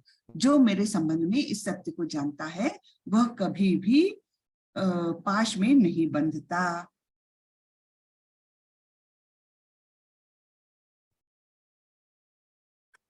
चलिए आगे बढ़ते हैं। तो जैसे यहाँ पर देखा गया है, सुदामा आए हैं और सुदामा के स्वयं भगवान ने पैर धोए, तो इसलिए वो क्या नीचे गिर गए क्या? वो राजा से, द्वारकाधीश से वो उनके सेवक बन गए क्या? नहीं, वो कुछ भी कर सकते हैं। उनको कोई कर्म बंधन नहीं पैदा होता, नहीं उनको कोई कर्म फल की आशा है ना? तो वे कुछ भी कर सकते हैं। यहाँ पर वे गैया भी चरा लिए, इसलिए क्या हमेशा के लिए वो गोपाल बन गए क्या? नहीं, वो प्रेम से गैया चरा रहे हैं, लेकिन उनका स्थान तो, परमेश्वर का स्थान तो उनका वैसा ही है। वो सारथी भी बन गए, फिर भी वे परमेश्वर ही रहे, है ना। कुछ भी करेंगे फिर भी उनका स्थान अटल अच्युत रहता है ना। प्राचीन काल में समस्त मुक्तात्माओं ने मेरी दिव्य प्रकृति को जान करके ही कर्म किया, अतः तुम्हें चाहिए कि उनके पद चिन्हों का अनुसरण करते हुए अपने कर्तव्य का पालन करो। तो भगवान एडवाइस दे रहे हैं कि पहले के मुक्तात्माओं ने, यानी जो महान व्यक्ति हो चुके हैं, तो उन्होंने मेरा सब कुछ जान करके, मेरे बारे में सब कुछ जानकारी ले करके, दिव्य प्रकृति को जान करके उन्होंने अपने कर्म किए। हाँ, तो तुम भी उन्हीं का अनुसरण करो। तो यहाँ पर तात्पर्य में प्रभुपाद बोलते हैं, मनुष्य की दो श्रेणियां हैं, कुछ के मनों में दूषित विचार भरे रहते हैं और कुछ भौतिक दृष्टि से स्वतंत्र होते हैं। कृष्ण भावनामृत इन दोनों श्रेणियों के व्यक्ति के लिए समान रूप से लाभप्रद है। ठीक है, तो व्यक्ति कैसा भी रहे, कोई कोई बुरे लोग रहते हैं, उनके मन में बहुत खराब विचारों के वो भंडार भरे रहते हैं, और कुछ कुछ क्या रहते हैं, भौतिक रूप से स्वतंत्र है, पैसा है, सभी कुछ है उनके पास। हाँ, तो लेकिन जो कृष्ण भावनामृत है ये दोनों के लिए लाभकारी है। जिनके मनों में दूषित विचार भरे हैं, उन्हें चाहिए कि भक्ति के अनुष्ठानों का पालन करते हुए क्रमिक शुद्धिकरण के लिए कृष्ण भावनामृत ग्रहण करें, यानी धीरे धीरे उनका उत्थान होगा, वे ऊंचे स्थान को जाएंगे, है ना। और जिनके मन पहले ही ऐसी अशुद्धियों से स्वच्छ हो चुके हैं, वे उसी कृष्ण भावनामृत में अग्रसर होते रहें, जिससे अन्य लोग उनके आदर्श कार्यों का अनुसरण कर सके और लाभ उठा सके।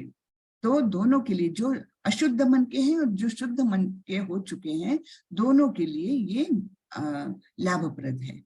ठीक है, कर्मणो ह्यपि बोद्धव्यम बोद्धव्यं च विकर्मणः अकर्मणश्च बोद्धव्यम गहना कर्मणो गतिः। कर्म की बारीकियों को समझना अत्यंत कठिन है, अतः मनुष्य को चाहिए कि वह यह ठीक से जाने कि कर्म क्या है, विकर्म क्या है और अकर्म क्या है। तो 3 प्रकार के कर्म बताए हैं। ठीक है, कर्म कौन सा है, हमारे कोई भी सामान्य काम जो होते हैं, जो हम रोजमर्रा करते हैं, वो सारे कर्म में आएंगे। विकर्म क्या है, विकर्म वो है जो हम जानबूझकर या फिर अनजाने में भी दूसरे को तकलीफ देने वाले कार्य करेंगे, तो वो विकर्म होंगे। किसी भी प्राणी को तकलीफ देने वाली जो कार्य है, या जो शास्त्रों के अनुसार नहीं है, शास्त्रों से विरुद्ध है, तो वे सारे विकर्म में आएंगे। और अकर्म क्या है, अकर्म है कोई भी कार्य भगवान के लिए करना, वो सारे आध्यात्मिक कार्य ये अकर्म कहलाते हैं। अकर्म में कोई भी कर्म बंधन नहीं होता। इसमें कर्म में भी है और विकर्म में तो है ही है। तो लेकिन अकर्म ऐसा है कि जिसमें कर्म बंधन पैदा नहीं होता। तो अकर्म यानी भगवान के लिए किया गया, निष्काम भाव से किया गया कोई भी कर्म जो है वो अकर्म कहलाता है। ठीक है, तो ये अकर्म है। देखो, नारद मुनि हमेशा यहाँ से वहां जाकर के भगवान की स्तुति करते, लोगों को ज्ञान देते हैं और लोगों को अपना शिष्य बना करके उन्हें आध्यात्मिक मार्ग पर उनकी प्रगति करवाते हैं। तो ये सारे अकर्म है, आध्यात्मिक कार्य है ना। फिर आगे भगवान बोलते हैं, अपने कर्म फलों की सारी आसक्ति को त्याग कर सदैव संतुष्ट तथा स्वतंत्र रहकर वह सभी प्रकार के कार्यों में व्यस्त रहकर भी कोई सकाम कर्म नहीं करता। तो क्या क्या बताए हैं, सकाम कर्म यानी क्या, सकाम कर्म यानी जिससे हमको फल की अपेक्षा है, फल प्राप्त होना चाहिए, ये मन में इच्छा रखकर जो काम करते हैं वो सकाम कर्म। लेकिन जो अकर्म करेगा तो उसका क्या होगा, अपने कर्म फलों की सारी आसक्ति को त्याग देगा, उसके प्रति कोई अटैचमेंट नहीं है ना, और वो हमेशा संतुष्ट रहेगा, स्वतंत्र रहेगा और फिर कार्यों में व्यस्त रहेगा, खाली नहीं बैठेगा। ऐसा व्यक्ति काम करते रहेगा लेकिन कोई भी सकाम कर्म नहीं करेगा, कर्म फल का त्याग कर देगा। जो व्यक्ति कृष्ण भावनामृत में पूर्णतया लीन रहता है, उसे अपने आध्यात्मिक कर्मों के योगदान के कारण अवश्य ही भगवत धाम की प्राप्ति होती है, क्योंकि उसमें हवन आध्यात्मिक होता है और हवि भी आध्यात्मिक होती है। यानी जो हवन जिसमें अग्निकुंड है वो भी आध्यात्मिक है, और जो उसमें अर्पण करते हैं वो भी आध्यात्मिक है। क्यों? क्योंकि वो पूर्णतया कृष्ण भावनामृत में लीन है और सारे कर्म भगवान को समर्पित करके करता है। ठीक है, इनमें से कुछ विशुद्ध ब्रह्मचारी श्रवण आदि जो अब अलग अलग ये किया है कि कैसे कुछ त्याग करके और कुछ नियमित वो करके मनुष्य अपना उत्थान कर सकता है। तो इनमें से कुछ श्रवण आदि क्रियाओं तथा इंद्रियों को मन से नियंत्रण करके नियंत्रण रूपी अग्नि में स्वाहा कर देते हैं। तो दूसरे लोग यानी जो नियमित गृहस्थ है इंद्रिय विषयों को इंद्रियों की अग्नि में स्वाहा कर देते हैं। अब इंद्रिय विषयों को इंद्रिय की अग्नि में स्वाहा करते हैं यानी सेल्फ कंट्रोल्ड रहते हैं, इंद्रियों को अपने नियंत्रण में रखते हैं जो नियमित गृहस्थ है। और जो ब्रह्मचारी है वो क्या करते हैं, कीर्तन श्रवण ऐसे सब करके वे अपने इंद्रियों को मन के नियंत्रण रूपी अग्नि में स्वाहा करते हैं, यानी मन के नियंत्रण में रखते हैं सारी ये क्रियाएं करके, श्रवण कीर्तन वगैरह करके। ठीक है, तो ऐसे अलग अलग क्रियाओं द्वारा सब लोग अपना उत्थान कर सकते हैं। ठीक है, कठोर व्रत अंगीकार करके कुछ लोग अपनी संपत्ति का त्याग करके, कुछ कठिन तपस्या द्वारा, कुछ अष्टांग योग पद्धति के अभ्यास द्वारा अथवा दिव्य ज्ञान में उन्नति करने के लिए वेदों के अध्ययन द्वारा प्रबुद्ध बनते हैं। तो अलग अलग प्रकार से लोग भगवान के बारे में जानकारी लेते हैं। कोई अपनी संपत्ति का त्याग करते हैं, दान धर्म करते हैं, कुछ तपस्या करते हैं। इस प्रकार से अलग अलग रास्ते हैं भगवान के पास जाने के, अलग अलग रास्ते हैं। ठीक है, तो यहाँ तात्पर्य में प्रभुपाद बोलते हैं मानव जीवन के चारों आश्रमों के सदस्य यानी ब्रह्मचारी, गृहस्थ, वानप्रस्थ तथा सन्यासी पूर्ण योगी बनने के निमित्त है। मानव जीवन पशुओं की भांति इंद्रिय तृप्ति के लिए नहीं बना है, अतएव मानव जीवन के चारों आश्रम इस प्रकार व्यवस्थित है कि मनुष्य आध्यात्मिक जीवन में पूर्णता प्राप्त कर सके। तो ये भी जो 4 आश्रम है ना, आश्रम कैसे बने हैं, अपने आयु के 25 साल तक ब्रह्मचारी आश्रम है, 25 से 50 साल तक विवाह करके गृहस्थ जीवन का अनुसरण कर सकते हैं, 25 से 50 तक। 50 के बाद कहते हैं वानप्रस्थ, उसमें दोनों हस्बैंड वाइफ जो है वो अपना तीर्थ स्थानों पर जाकर भगवान की और ध्यान अपना लगाते हैं, उसे कहते हैं वानप्रस्थ। और जब 75 साल के हो गए तो अगर पत्नी है तो वो अपने घर को लौट जाती है और पति संन्यास आश्रम में चले जाते हैं। तो आखिरी का ये आश्रम है, और तब वो पूरी तरह से डिटैच्ड हो जाते हैं अपनी फैमिली के प्रति, सभी के प्रति उनकी एक आसक्ति बिल्कुल खत्म हो जाती है। तब वे जाते हैं संन्यास आश्रम में, और संन्यास आश्रम में रहते हुए जो आध्यात्मिक क्रियाएं हैं, आध्यात्मिक मार्ग है, उसका लोगों में प्रचार प्रसार करते हैं। ठीक है, तो ऐसे ये 4 आश्रम हमारे वैदिक शास्त्रों में लिखे गए हैं। तो ये क्या यानी इतना सिस्टमैटिक है अपना सब कुछ कि 4 वर्ण और 4 आश्रम। तो चारों आश्रम में हम योग्य अपने जीवन प्रणाली को अपना करके हम भगवत धाम की ओर हमारा प्रोग्रेस कर सकते हैं। ठीक है ना, तो मानव जीवन पशुओं की भांति इंद्रिय तृप्ति के लिए नहीं बना है। एक श्लोक आता है आहार निद्रा भय मैथुनंच, आहार निद्रा भय और मैथुन। आहार यानी खाना, निद्रा यानी सोना, फिर भय, भय यानी हमको डर लगता है, तो इसलिए हम डरते हैं, इसलिए तो हम भविष्य के लिए बहुत सारा पैसा इकट्ठा करो, ये करो वो करो। क्यों? क्योंकि मन में डर रहता है, भय। और मैथुन यानी जो प्रजा बढ़ाने के लिए है ना, तो प्रजा बढ़ाने का काम। ठीक है ना, तो ये 4 जो काम है ये तो पशु भी करते हैं और मनुष्य भी करते हैं। तो फिर पशु और मनुष्य में अंतर क्या है? तो उसमें लिखा गया है श्लोक में, आहार निद्रा भय मैथुनंच सामान्य एतत् पशु भी नराणा। पशु और नर यानी मनुष्य, इनमें ये समान है। सामान्य एतत् पशु भी नराणा धर्मो ही एको अधिको विशेषो धर्मेण ही न पशु भी समान। यानी केवल धर्म ही एक चीज है जो हमें पशुओं से अलग करती है। अगर धर्म ही हमने नहीं अपनाया तो हमें और पशुओं में कोई अंतर नहीं। ठीक है, तो ये बड़ा ही सुंदर एक श्लोक है जो हमारी आंखें खोलता है एक्चुअली, कि हम जीवन भर करते क्या है, खाते हैं, खाने के लिए पैसा कमाते हैं, भविष्य के लिए पैसा संजो के रखते हैं, है ना। तो आहार, निद्रा, सोते हैं, भय, डरते हैं हमेशा कि अरे चोर ना आ जाए, वो ना हो जाए, बैंक डूब ना जाए, मेरे पैसे डूब जाएंगे, है ना। डरते रहते हैं हमेशा कोई ना कोई चीज से। और मैथुन, हाँ, यानी सेक्स लाइफ।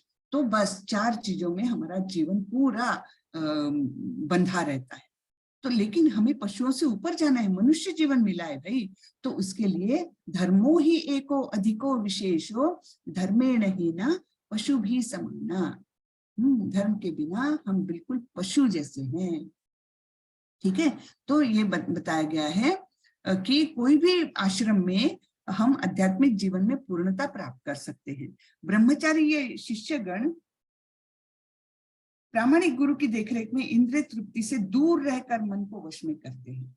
ठीक है, जब ब्रह्मचारी अवस्था में पहले के लोग जैसे गुरुकुल में जाकर के शिक्षा लेते थे, तब क्या है कि वो उनके पास रह करके वे अपने सेक्स उसको एकदम कंट्रोल में, अपने इंद्रियों को कंट्रोल में रखते थे।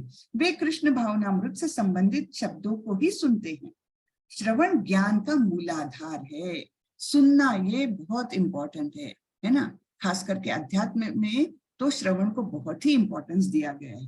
पहले जब लिखा पढ़ी नहीं होती थी तब क्या होता था, ज्ञान केवल सुनने से ही वंश परंपरा में आता था, उसको श्रुति बोलते हैं। तो श्रुति कैसे चलती थी, एक गुरु ने अपना ज्ञान शिष्य को बताया, शिष्य एकदम एक बार सुनेगा, 2 बार सुनेगा तो उसको पूरा याद हो जाता। इतनी स्मरण शक्ति भी उस समय बहुत तीव्र होती थी। फिर वो वही ज्ञान अपने शिष्य को देता था, इसलिए वो श्रुति बोलते हैं उसे, सुनकर मिला हुआ ज्ञान। तो श्रवण ज्ञान का मूलाधार है। अतः शुद्ध ब्रह्मचारी सदैव भगवान के यश के कीर्तन तथा श्रवण में ही लगा रहता है। कुरुश्रेष्ठ, जब यज्ञ के बिना मनुष्य इस लोक में या इस जीवन में ही सुखपूर्वक नहीं रह सकता, फिर अगले जन्म में कैसा रहेगा, है ना। तो यज्ञ का इतना इंपॉर्टेंस है कि इस जन्म में ही अगर वो नहीं रह सकेगा, अगले जन्म की तो बात ही छोड़ दो। यज्ञ यानी क्या, यज्ञ यानी अपने नियत कर्म को भगवान को अर्पण करते हुए करना। ठीक है, हे परंतप द्रव्य यज्ञ से ज्ञान यज्ञ श्रेष्ठ है। हे पार्थ, अंततो गत्वा सारे कर्म यज्ञों का अवसान दिव्य ज्ञान में होता है। सारा जो भी करो उससे हमें आखिरी में क्या मिलना है, दिव्य ज्ञान मिलना है। तद्विद्धि प्रणिपातेन परिप्रश्नेन सेवया उपदेक्षन्ति ते ज्ञानम ज्ञानिनस्तत्वदर्शिनः। तो तुम गुरु के पास जाकर सत्य को जानने का प्रयास करो, उनसे विनीत होकर जिज्ञासा करो और उनकी सेवा करो। स्वरूप सिद्ध व्यक्ति तुम्हें ज्ञान प्रदान कर सकते हैं क्योंकि उन्होंने सत्य का दर्शन किया है। तो हम जब भी गुरु के पास जाते हैं, ज्ञान की प्राप्ति के लिए जाते हैं, तब हमने कैसे जाना चाहिए, विनीत होकर जाना चाहिए, विनीत होकर जिज्ञासा करना चाहिए, उनकी सेवा करना चाहिए और यानी तद्विद्धि प्रणिपातेन, उनको नमस्कार करना चाहिए, है ना, और उनसे जिज्ञासा करना चाहिए, प्रश्न पूछना चाहिए। और जब स्वरूप सिद्ध व्यक्ति के पास हम जाएंगे तो हमें जो जिन्होंने सत्य का दर्शन किया है उनसे जाकर हमने ज्ञान प्राप्त करना चाहिए। जैसे यहाँ प्रभुपाद जी के शिष्य प्रभुपाद जी से ज्ञान प्राप्त करने वाली, या ये दीक्षा का समारोह चल रहा है। दीक्षा में देखो तुलसी माला दी जाती है शिष्य को। इस तुलसी माला पर एक बार गुरु स्वयं पूरा माला महामंत्र का जप करते हैं, उसके बाद वो मंत्रित तुलसी माला शिष्य को दी जाती है। ठीक है, ये दीक्षा समारोह है। यदि तुम्हें समस्त पापियों में भी सर्वाधिक पापी समझा जाए तो भी तुम दिव्य ज्ञान रूपी नाव में स्थित होकर दुख सागर को पार करने में समर्थ हो जाओ। यानी ये मत सोचो कि मैंने तो पहले बहुत पाप किए हैं, अब मेरा उद्धार कैसे होगा। नहीं है वैसे। देखो कल या परसों किसी ने ऐसा प्रश्न पूछा था ना कि मैंने पिछला कुछ खराब काम किए हैं तो फिर मैं आगे कैसे बढ़ूंगा। लेकिन यहाँ पर देखो भगवान जी स्वयं ही बता रहे हैं, यदि तुम्हें समस्त पापियों में भी सर्वाधिक पापी समझा जाए, यानी तुमने बहुत खराब भी कर्म किया हो, तब भी तुम दिव्य ज्ञान रूपी नाव में स्थित होकर दुख सागर पार करने में समर्थ होगे। यानी आप आध्यात्मिक ज्ञान प्राप्त करें, आध्यात्मिक शास्त्रों का पठन करें, शास्त्रों से ज्ञान पाए, तब आप इस दुख सागर में, इस भव सागर से पार हो सकते हैं। तो ये मन में नहीं सोचना चाहिए कि मैंने तो पहले पाप किए हैं, अब मैं कैसे आगे बढ़ूंगा। सबके लिए भगवान बहुत दयालु है, तो पापी भी व्यक्ति के लिए उन्होंने प्रावधान किए हुए हैं कि ठीक है, कोई बात नहीं बेटा, तुमने पहले पाप किए हैं ना, अब तो सुधर जाओ, अब तो सुधर जाओ, मैं तुम्हें लेने के लिए तैयार हूं, है ना। बहुत दयालु है भगवान, सबके लिए उन्होंने दरवाजे खुले रखे हैं। तो जैसे प्रज्वलित अग्नि ईंधन को भस्म कर देती है, उसी तरह है अर्जुन, ज्ञान रूपी अग्नि भौतिक कर्मों के समस्त फलों को जला देती है। ज्ञान रूपी अग्नि, जब हम ज्ञान प्राप्त करेंगे, एक प्रामाणिक गुरु से प्राप्त करेंगे, तब जैसे हमारा यानी अग्नि में जैसे भस्म हो जाता है ईंधन ना, उसी तरह समस्त भौतिक कार्यों के फलों को जला डालती है। हमने कुछ बुरे भी काम किए होंगे, तब भी वो उसके फलों को जला डालेगी। ठीक है। श्रद्धावान लभते ज्ञानम तत्पर संयतेन्द्रियः, ज्ञानम लब्ध्वा पराम शांति अचिरेणाधिगच्छति। जो श्रद्धालु दिव्य ज्ञान में समर्पित है और जिसने इंद्रियों को वश में कर लिया है, वह इस ज्ञान को प्राप्त करने का अधिकारी है, और इसे प्राप्त करते ही वह तुरंत आध्यात्मिक शांति को प्राप्त होता है। ठीक है। तो इस प्रकार ज्ञान में हम वृद्धि कर सकते हैं। योग संन्यस्त कर्माणम ज्ञान सच्चिन्न संशयम आत्मवंतम न कर्माणि निबंधन्ति धनंजय। जो व्यक्ति अपने कर्म फलों का परित्याग करते हुए भक्ति करता है और जिसके संशय दिव्य ज्ञान द्वारा विनष्ट हो चुके हैं, वही वास्तव में आत्मपरायण है। हे धनंजय, वह कर्मों के बंधन से नहीं बंधता। ठीक है। तो यहाँ प्रभुपाद जी क्या बोलते हैं, जो मनुष्य भगवत गीता की शिक्षा का उसी रूप में पालन करता है जिस रूप में भगवान श्री कृष्ण ने दी थी, तो वह दिव्य ज्ञान की कृपा से समस्त संशयों से मुक्त हो जाता है। तो भगवत गीता का इतना महत्व है कि हम अगर यथारूप उसका ज्ञान जानेंगे और अपने जीवन में उतारने का प्रयत्न करेंगे, तो क्या हो जाता है, हमारे मन के बहुत सारे भ्रम अपने आप ही निकल जाते हैं। सारे दिमाग की दुविधाएं जो होती है ना, कि मैंने ये किया था, ये मैंने करना चाहिए क्या, ये ठीक है क्या, ये सब जो दुविधाएं हैं ना मन की, वो सब शांत हो जाती हैं। पूर्णतः कृष्ण भावना भावित होने के कारण उसे श्री भगवान के अंश रूप ने अपने स्वरूप का ज्ञान पहले ही हो जाता है।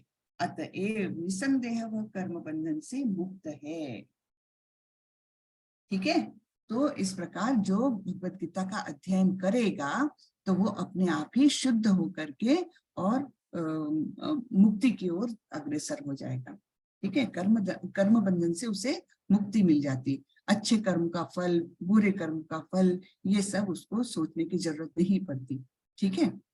तो अतएव तुम्हारे हृदय में अज्ञान के कारण जो संशय उठे हैं, उन्हें ज्ञान रूपी शस्त्र से काट दो।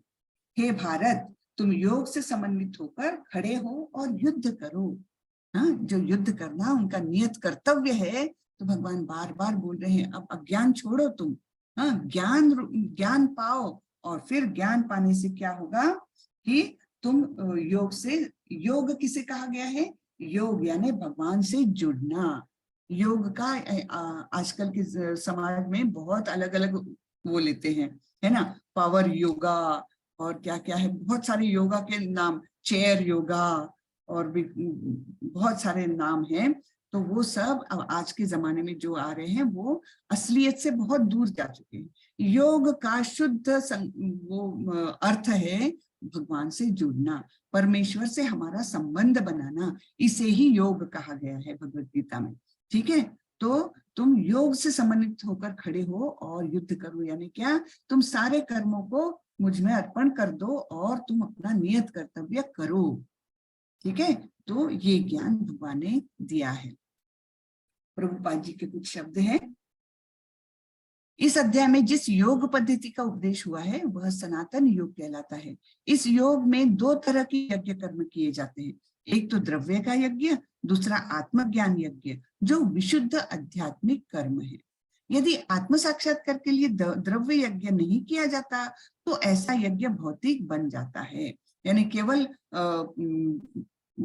पैसे हैं तो पैसों के द्वारा कोई यज्ञ कर्म कर रहे हैं, किसी दान दक्षिणा कर रहे हैं, लेकिन अगर वो कर्म भगवान के प्रति श्रद्धा रख के नहीं किया तो फिर क्या हो जाता, वो एक कर्म कांड बन के रह जाता है, ठीक है ना।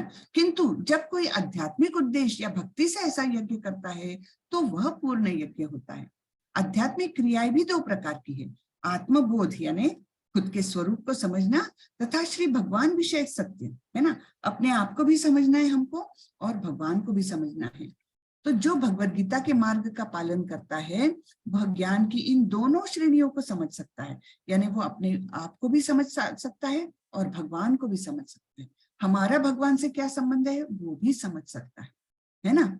उसके लिए भगवान के अंश स्वरूप आत्मज्ञान को प्राप्त करने में कोई कठिनाई नहीं होती। ऐसा ज्ञान लाभप्रद है क्योंकि ऐसा व्यक्ति भगवान के दिव्य कार्यकलापों को समझ सकता है। इस अध्याय के प्रारंभ में स्वयं भगवान ने अपने दिव्य कार्यकलापों का वर्णन किया है ना, जन्म कर्म च मे दिव्यम, ये भगवान ने बताया है इसमें। जो व्यक्ति गीता के उपदेशों को नहीं समझता वह श्रद्धा विहीन है और भगवान द्वारा उपदेश देने पर भी भगवान के सच्चिदानंद स्वरूप को नहीं समझ पाता तो यह समझना चाहिए कि वह निपट मूर्ख है ना। सीधे साधे शब्दों में क्या है, जो भगवान के इस भगवत गीता को केवल श्रद्धावान व्यक्ति ही भगवत गीता को समझ सकता है, तो वो श्रद्धा विहीन है अगर नहीं समझ सकता और सब कुछ समझाने के बाद भी वो भगवान के स्वरूप को भी नहीं समझ सकता तो सोच लो कि वो निपट मूर्ख है। कृष्ण भावनामृत के सिद्धांतों को स्वीकार करके अज्ञान को क्रमशः दूर किया जा सकता है, ठीक है ना। तो इस प्रकार कृष्ण भावनामृत में जब हम कृष्ण के प्रति और अधिक जानकारी प्राप्त करते जाएंगे, उनके प्रति और अधिक हमारी श्रद्धा डेवलप होती जाएगी, प्रेम डेवलप होते जाएगा, तो फिर हमारा अज्ञान पूरी तरह से निकल ही जाएगा, हाँ, और हम प्रेमा भक्ति में जाएंगे धीरे धीरे। तो इस प्रकार ये आज का चैप्टर खत्म हुआ है। किसी को कुछ पूछना है तो पूछ सकते हैं। हरे कृष्णा।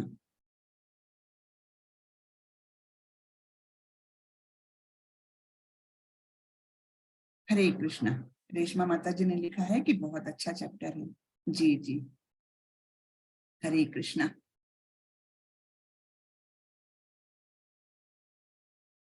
बीच में आज भी नेटवर्क इशू हुआ, सॉरी, हाँ, बहुत आप लोगों ने टॉलरेट किया।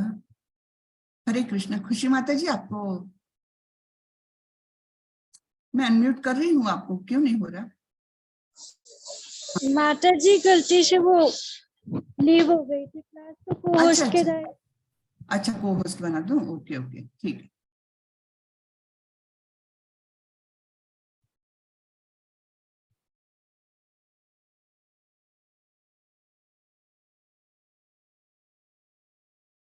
जी, कर दिया है आपको। कविता माता जी, आपको कुछ पूछना है? हरे कृष्णा माता जी। हरे कृष्णा। माता जी, कल भी मैंने ये पूछा था, जैसे हम जप करते हैं तो जी। एक गृहस्थ जीवन में नहीं हो पाता है, तो उसका समय क्या क्या हो सकता है? मतलब जप करने का समय? जी देखिए, जप करने का बेस्ट समय है सवेरे का, बेस्ट समय होता है ब्रह्म मुहूर्त का, क्योंकि तब सारा वातावरण शांत रहता है, हम भी एकदम दिमाग से शांत रहते हैं, वो सबसे अच्छा समय। लेकिन तब नहीं हो सका तो आप अपने उसके सुविधा से आप कोई भी समय कर सकते हैं, जब आपको घर में थोड़ी शांति मिले, जब आपको एकदम काम का दिमाग में नहीं है कि नहीं अभी तो ये करना है वो करना है, एकदम दिमाग तब चंचल होता है ना, है ना। तो वैसी अवस्था जब नहीं रहे तो आपका दोपहर तक काम निपट गया, जो एकदम रूटीन में करना ही है वो काम निपट गया, दोपहर को थोड़ा घर में शांति है, दोपहर को करते हैं या शाम को भी कर सकते हैं। जैसे प्रभुपाद जी जब गृहस्थ जीवन में थे ना, तो उनका तो बहुत बड़ा व्यवसाय था, तो उनको समय नहीं मिलता था, तो वो क्या हाँ करते जी। थे, 4 माला करते थे, दिन भर में 16 माला करते थे। तो ऐसे बंटवारा करके करना पड़ता था उनको, तो वो भी करते थे। तो हम लोगों को गृहस्थ जीवन में आती है कठिनाइयां, तो हम ऐसे कर सकते हैं, लेकिन सवेरे करना सबसे अच्छा। जैसे हम लोग क्या करते हैं, मैं अपना बताती हूँ। हम सवेरे जल्दी उठ जी। जाते, 3:30 बजे उठ जाते हैं। 3:30 बजे हाँ उठकर हाँ। अपना 4 बजे से जब करने बैठ गए, तो 7 बजे तक हमारे पूरा अच्छे से हो जाता है। उसमें हम सवेरे की मंगल आरती भी अटेंड कर लेते हैं आधे घंटे की, फिर एक भागवतम का क्लास रहता है आधा पौने घंटे का, वो भी अटेंड कर लेते हैं। तो 7 बजे तक एकदम शांति से वो सब कुछ हो जाता है, माला माला भी पूरी हो जाती है और ये सब आरती वगैरह अटेंड करना भी हो जाता है। तो उतना हो गया ना, तो दिन भर के लिए जरा मन शांत हो जाता है। नहीं तो फिर एंजाइटी बनी रहती है, अरे मुझे माला करनी, अरे मुझे माला करनी, वो थोड़ी बैक ऑफ द माइंड में हाँ एंजाइटी। तो कोशिश करें कि सबसे पहले उठ करके शांति से वो निपटा लें, तो बहुत ही अच्छा लगेगा। हाँ जी, कोशिश हाँ करिए। जी। नहीं तो फिर दिन में जब मैक्सिमम शांत हो घर में वातावरण, आपको काम का टेंशन ना हो, ऐसा समय चुन करके वो करिए। लेकिन क्या करिए आप, जैसे आपने दोपहर का एक टाइम चुना है, तो नियमित रूप से वो टाइम को करना है, ऐसा सोच लीजिए। थोड़ा वो, अच्छा। है ना? जी, जी माता जी। हरे कृष्ण। हरे कृष्णा माता। कल मैं माला नहीं दिखाई थी, मैं बाहर गई थी, आज मैं दिखाती हूँ। तो कल मैंने बताया था, ये है ना कृष्णमणि है, या इसको सुमेरु भी बोलते हैं। तो इस पर हमें क्या बोलना है, पंचतत्व महामंत्र बोलना है। जय श्री कृष्ण चैतन्य प्रभु नित्यानंद श्री अद्वैत गदाधर श्रीवासादि गौर भक्तवृंद। और फिर पहले मणि से हमें माला जप करना है। तो माला हमने मिडिल फिंगर पर लेनी है। ये वाली जो पहली फिंगर है, इंडेक्स फिंगर, उसको अलग रखे, मतलब थोड़ा दूर रखे, और बीच वाले उंगली पर ये माला का वजन ले ले, है ना। और फिर अंगूठे के सहारे इसको, एक मणि पर हो गया पूरा महामंत्र, तो अपनी ओर खींचे, फिर दूसरे मणि पर पूरा महामंत्र बोलिए, फिर अपनी ओर खींचिए। इस प्रकार से इसको आगे आगे बढ़ाइए। तो ये उंगली हम जहां तक टच नहीं करते माला जप करते समय, ठीक है। और कहा जाता है ये उंगली क्यों हुआ करते हैं, तो इसमें एक धनंजय नाड़ी होती है, तो जो सीधे अपने हृदय तक जाती है, तो इसका एक एक्यूप्रेशर वाला फायदा भी इसमें होता है। तो इसलिए इस उंगली को नहीं करते हैं, मिडिल फिंगर पर हम रख के करते हैं, ठीक है। तो इस प्रकार ये कल बताने का रह गया था। और किसी को कुछ पूछना है तो पूछ लीजिए, नहीं तो हम बंद करेंगे। तानिया माता जी, हरे कृष्ण। हरे कृष्ण माता जी। हरे कृष्ण, बोलिए माता जी। माता जी, मुझे ये पूछना था कि आपने बताया कि भगवान हर युग में एक अवतार लेते हैं। बिल्कुल। तो माता जी, ऐसी कहानी है कि जो भगवान परशुराम थे वो भी भगवान के ही अवतार थे, जी, और उसी समय में भगवान राम ने भी अवतार राम लिया ने था। भी, तो हाँ। ऐसा पॉसिबल है कि दो दो अवतार हों एक ही टाइम हाँ पे? हाँ, देखो भगवान का स्वरूप कैसा है। ईशोपनिषद का पहला मंत्र है, ओम पूर्णमदम पूर्णमिदम पूर्णात् पूर्णमुदच्यते पूर्णस्य पूर्णमादाय पूर्णमेवा वशिष्यते। यानी भगवान संपूर्ण है, और ऐसे संपूर्ण है कि उनमें से कितने भी पूर्ण निकल गए तब भी वे पूर्ण ही रहते हैं। तो ये हमारे लिए, भौतिक जीवन के लिए हम इसकी कल्पना नहीं कर सकते, क्योंकि हमारे पास सपोज एक 20 एप्पल है, उसमें से हमने 10 निकाल लिए, तो हमारे पास तो 10 रहेंगे। हम ये नहीं सोच सकते कि मैं 10 भी निकाल लूं और हमारे पास फिर भी 20 रहे। ये हमारी कल्पना से परे हैं। लेकिन भगवान का स्वरूप ऐसा है कि उसमें से कितने भी पूर्ण निकल सकते हैं, वो सारे पूर्ण रहेंगे और वो भी पूर्ण रहेंगे। जैसे इसमें एक उदाहरण दे सकती हूँ मैं, जैसे माता के गर्भ में बच्चा है ना। तो माता उस बच्चे को जन्म देती है, वो पूर्ण एक जीव है, और माता भी पूर्ण जीव है। तो पूर्ण में से भी पूर्ण निकला, लेकिन पूर्ण ही बचा है ना। बचा है वो भी पूर्ण है, और निकला है वो भी पूर्ण है। तो वैसे ही भगवान का है। भगवान अपने अंश कितने भी निकाल सकते हैं, अपने एक्सपेंशंस कितने भी निकाल सकते हैं, वो सारे ही अपने आप में पूर्ण रहेंगे, और फिर भी भगवान पूर्ण रहेंगे। तो ऐसे भगवान ने उसी समय दो ये लिए थे। और परशुराम और राम का मुझे वो मतलब पता है कि परशुराम और राम में युद्ध भी हुआ था, है ना। जी। जी। तो वो उनकी लीलाएं ऐसी मतलब है कि जो हमारी बुद्धि से परे है। हमारी बुद्धि तो बहुत छोटी है, तो हम ये सब चीजें अपनी बुद्धि के सहारे नहीं समझ सकते हैं, ये भक्ति के सहारे समझ सकते हैं। इसलिए भक्त्या माम अभिजानाति यावान यश्चास्मि तत्वता, 18वें अध्याय में भगवान ने बोला है कि केवल भक्त ही मुझे अपने भक्ति के द्वारा तत्वतः जान सकता है। तत्वतः यानी जैसा मैं हूं वैसा जान सकता है, बाकी कोई नहीं जान सकता। भक्त्या माम अभिजानाति यावान यश्चास्मि तत्वतः, ठीक है ना। तो हम मतलब ऐसी शंकाएं आना बिल्कुल ये है, लेकिन उसका एक्सप्लेनेशन भी इसी तरीके से है कि वो पूर्ण है और पूर्ण अनेक पूर्ण वो पैदा कर सकते हैं, अनगिनत पूर्ण पैदा कर सकते हैं, फिर भी वो पूर्ण ही रहेंगे। तो ऐसे होता है। और अलग अलग कार्यों के लिए उन्होंने वो अवतार लिया था, है ना। परशुराम का अवतार लिया था क्योंकि उस समय क्षत्रिय बहुत ज्यादा मगरूर हो गए थे, उनका मतलब व्यवहार बहुत खराब हो गया था, तो इसलिए स्त्रियों को शिक्षा देने के लिए एक प्रकार से परशुराम का अवतार लिया था। ठीक है जी माता जी, हरे कृष्ण माता जी। हरे कृष्ण। तो चलिए अभी सबके प्रश्न खत्म हो गए मुझे लगता है, तो आज का यहीं पर खत्म करते हैं हम। होपफुली आप लोगों को सबको ठीक लग रहा हो। प्रभुपाद जी के ही सारे विचार है, प्रभुपाद जी की ही सारी शिक्षा है। तो चलिए कल हम मिलते हैं 5वें अध्याय के लिए। वाचा कल्पतरुभ्यस्य कृपा सिंधुभ्यैव च पतितानां पावनेभ्यो वैष्णवेभ्यो नमो नमः। अनंत कोटि वैष्णव वृंद की जय, श्रीला प्रभुपाद की जय। हरे कृष्ण। माता जी कोई चैट में प्रश्न नहीं है ना? चैट में कोई प्रश्न है क्या? नहीं दिख रहा है। माता जी एक प्रश्न है, धर्म और हाँ जी, कौन सा प्रश्न है? क्या हुआ, म्यूट हो गया आप? आयुष प्रभु जी का